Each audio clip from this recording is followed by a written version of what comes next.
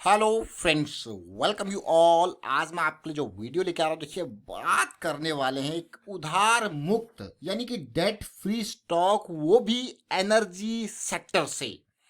Under valued मैं इसको क्यों कह रहा हूं? डेट फ्री स्टॉक एक अनदर एट्रीब्यूट, हिडन स्टॉक छुपा हुआ स्टॉक, एनर्जी सेक्टर, तो चार इंपॉर्टेंट चीजें तो यहीं पे आ गई। अब हम स्टॉक को देखेंगे, समझेंगे, प्राइस एक्शन को समझेंगे, सारी चीजों को धीरे धीरे समझने की कोशिश करेंगे।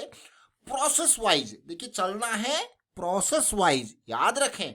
फॉलो क्या करनी है? प्रोसेस। मैनेज क्या करना है? रिस्क।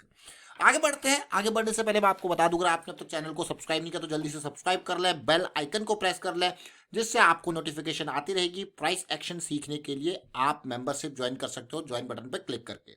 अब सीधे आपको लेके चलते हैं स्टॉक के ऊपर, जरा तसल्ली से ध्यान से देखिए। ये कंपनी कोई और नहीं, एशियन एनर्जी सर्विसेज लिमिटेड। उधार मुक्त, ना के बराबर का उधार मैं कहूंगा इसको, और पी रेशियो, इसीलिए अंडर वैल्यूड हम इसको कह रहे थे। प्रॉफिटेबिलिटी पिछले 3 साल में जबरदस्त। अभी हम इसकी और डिटेल में देखेंगे रिवेन्यू के ग्रोथ एंड ऑल को। लेकिन बहुत सारे कमेंट्स यहाँ पे हमारे पास आते जा रहे हैं, उन सारे, अब वीकेंड है तो उन सारे कमेंट्स को इनकॉर्पोरेट किया जाएगा जो भी स्टॉक। लेकिन आपको एक बात बताता हूँ, यहाँ पे जब आप कमेंट करते हो ना, आप कहते हो कि एक स्टॉक ये है, स्टॉक का नाम लिखते हो, इसके बारे में बताइए। मेरा मेजर गोल यहाँ पे लर्निंग का होता है, तो इसलिए मैं आपको फिर से वो बात याद दिला दूं कि अब आप कोई स्टॉक लिख रहे हो कमेंट में, तो आप उस स्टॉक के बारे में क्या सोचते हो। बहुत सारे लोग जो रेगुलर व्यूअर हैं वो जरूर लिखते हैं, लेकिन नए लोग जो भी हैं, उस स्टॉक के बारे में आपकी क्या राय है? आप क्या सोच के उस स्टॉक में इन्वेस्ट या ट्रेड करने की सोच रहे हो? क्या आपको वॉल्यूम दिख रहा है?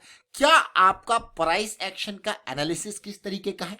टाइम फ्रेम किस हिसाब से आप सोच रहे हो? ये कमेंट में जरूर इंक्लूड करने की कोशिश कीजिए। इससे क्या होगा? इससे सबसे अच्छा बेनिफिट आपको ही होगा।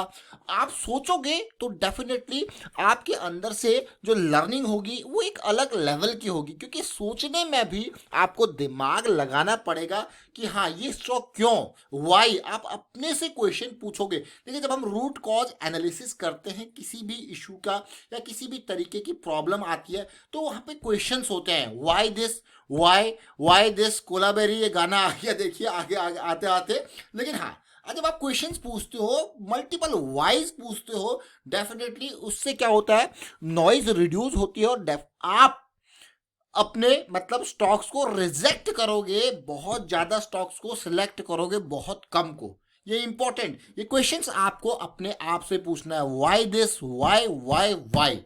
सिंपल, ये बहुत, ये रूट कॉज एनालिसिस में अक्सर ये प्रोसेस, अगर आपने रिस्क मैनेजमेंट की चीज़ें देखी होंगी, कोई बड़ा आपको इशू आया होगा कभी, उसकी अगर आपने कहीं पे, मैं कहूँगा root cause analysis, fishbone diagram आपने बनाया होगा, ये बहुत सारी चीज़ें, छोटी छोटी चीज़ें मैं अलग अलग तरीके से चीज़ें आपके सामने प्रस्तुत करने की कोशिश करता हूँ ताकि आप उनको रिलेट कर पाओ। चलिए, ये तो हो गया कमेंट से रिलेटेड। अब एशियन एनर्जी सर्विसेज की मैं बात कर रहा हूँ। हमने पी रेशियो देखा, मार्केट कैपिटलाइजेशन छोटा है, पीजी रेशियो देखा, ये फंडामेंटल आपने देखे।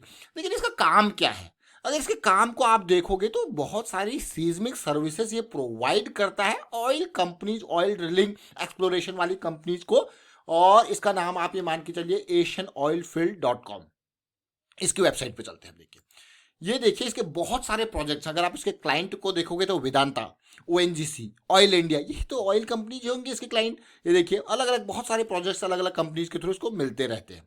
देख रहे हो इस पार्ट को? अब मैं आपको लेके चलते कि जब भी बात आती है सीज्मिक, सीज्मिक यानी कि जितनी भी धरती के अंदर जैसे हलचल हो रही है, किस तरीके की सिचुएशन, कहीं पे ऑयल ड्रिलिंग एंड ऑल करनी है तो वहाँ पे किस तरीके की सिचुएशन बन सकती है, तो जियो फिजिकल डाटा एक्विजिशन, ये सारा इसका काम है। इसी तरीके की सर्विस ये प्रोवाइड करता है ड्रिलिंग एंड ऑल से रिलेटेड। भैया आप ड्रिलिंग करने जा रहे हो, नीचे कैसी चीज़ें हैं। अब जहाँ पे सीज्मोलॉजी की बात आती है, तो भैया जब सीज्मोलॉजी की बात आती है तो अर्थक्वेक आपको सामने दिखता होगा, आपके दिमाग में जरूर आता होगा। अर्थक्वेक की भी बात कर लेते हैं। अगर इंडिया की बात की जाए ना, तो सबसे डेंजर जोन है, 4-5 डेंजर जोन है जहाँ तक मुझे आइडिया, जहाँ तक मेरी नॉलेज है। एक तो उत्तराखंड आता है, बहुत ही खतरनाक, आपने सुना होगा बीच में 90s में चमोली में बहुत बड़ा अर्थक्वेक आया था।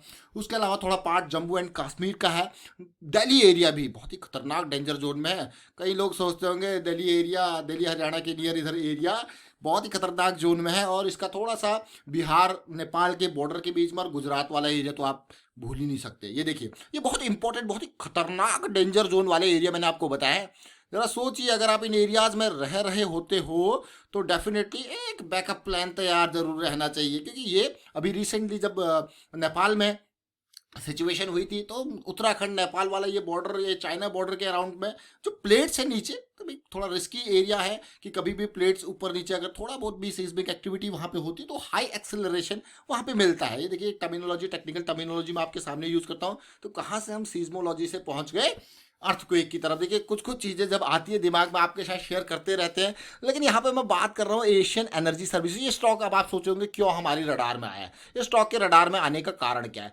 देखिए आपने ग्रीन पावर देखा, एनर्जी से रिलेटेड, आपने ऊर्जा ग्लोबल देखा, देख रहे हो इन चीज़ों को। आपको क्या है, 8 पे हम लेके आए थे, 27 पहुंच चुका है। ग्रीन पावर 3 से 25 पहुंच चुका है। लेकिन ये जो बात करने वाले हैं हम एशियन एनर्जी की, जरा देखिए, देख रहे हो अब आप कहोगे हाँ भाई, क्योंकि हम जो भी स्टॉक आपके सामने लेके आते हैं उसका मेजर जो कारण होता है वो बड़े टाइम फ्रेम्स होते हैं। वो बड़े टाइम फ्रेम जब मेजर कारण होता है, मैं अलग अलग तरीके से उनको आपको दिखाने की कोशिश करता हूँ। तो भाई पिछली इम्पल्स मंथली की बनी थी, वो इम्पल्स इस स्टॉक को ले गई थी 90 से सीधे ये लेवल पे। उसके बाद आई है करेक्शन, और वो करेक्शन का लेवल आप देख सकते हो किस एरिया पे ये आई है। अब ये करेक्शन रिजॉल्व हो रही है। Impulse with big volume, correction with low volume, तो कभी भी चीजें बदल सकती हैं, इसीलिए ये स्टॉक आपके सामने आया है। बुलिश क्रॉस मंथली पे ये करेक्शन एमएसीडी सेंट्रल लाइन से ऊपर बहुत सारी चीजें फेवर कर रही है, लेकिन again risk management is the key. चलेंगे छोटे टाइम फ्रेम पे, समझने की कोशिश करेंगे क्या कुछ चीजें बन रही है। लेकिन फिलहाल आप देख सकते हो कि जिन एरियाज में ये रेजिस्टेंस ले रहा था उन एरियाज में अब इसने सपोर्ट लिया है। हमेशा इसको एक हार्ड रिजिड लाइन की तरह मत देखें, इनको एक जोन की तरह देखें, एक एरिया की तरह देखें। देख रहे हो इस पार्ट को, इम्पल्स बनी है तो करेक्शन आई, करेक्शन रिजॉल्व हो रहा है, तो फिर से इम्पल्स इम्पल्स बनेगी और जबरदस्त आएगी रैली। अब ये देखिए पार्ट, अब हम आ चुके हैं मंथली से वीकली टाइम फ्रेम पे। अगेन हम बात करेंगे फ्रैक्टल नेचर ऑफ मार्केट की। जब आप अगर इस पूरे मूव को देखो यहां से लेके यहां तक, यानी कि 90 से 180 का मूव, पैसा डबल करने वाला move, if you will see the fractal nature of market, आपको बहुत सारी अपॉर्चुनिटीज देखने को मिलेंगी। इस पर्टिकुलर मूव में 1 2 3 करेक्शन वीकली पे छोटे करेक्शन देखने को मिले।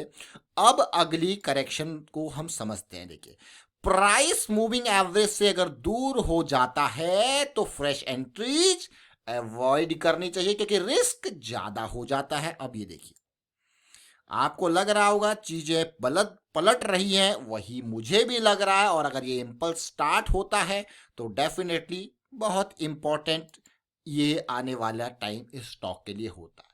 अगर आप ओवरऑल इस पूरी करेक्शन को देखो जो कि 180 से 110 के लेवल तक प्राइस को लेके आए, तो वॉल्यूम नदारद, नदारद इन द सेंस गायब। तो ये स्टॉक इंपॉर्टेंट होता है कि नहीं होता है, देखिए चलिए देखेंगे समझेंगे। लेकिन हमेशा याद रखें अभी फिलहाल जो हायर लो है उसका अराउंड 128 130 के अराउंड का हमारा स्टॉप है।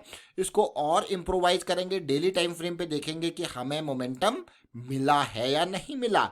हमेशा याद रखना कभी भी मंथली में कोई बड़ी करेक्शन आती है तो उसकी वजह से पता है क्या होता है, उसकी वजह से प्राइस इतने नीचे आ जाता है, या तो वो 200 SMA के अराउंड का सपोर्ट लेता है, लेकिन गिरते गिरते MACD सेंट्रल लाइन से नीचे चले जाता है, RSI डेली पे 40 से नीचे चला जाता है। इसका मतलब लॉस इन मोमेंटम। अब जब मोमेंटम का लॉस हो जाता है तो हमको क्या चाहिए, देखिए लो रिस्क की अपॉर्चुनिटी के लिए आपको मोमेंटम चाहिए, हाई प्रोबेबिलिटी आपकी अपॉर्चुनिटी के लिए आपको मोमेंटम चाहिए। तो just wait for the gain in momentum. कैसे, ये देखिए भाई यही कारण है। बस यही कारण है कि मोमेंटम वापस आते ही हम आपके लिए स्टॉक प्रस्तुत कर देते हैं।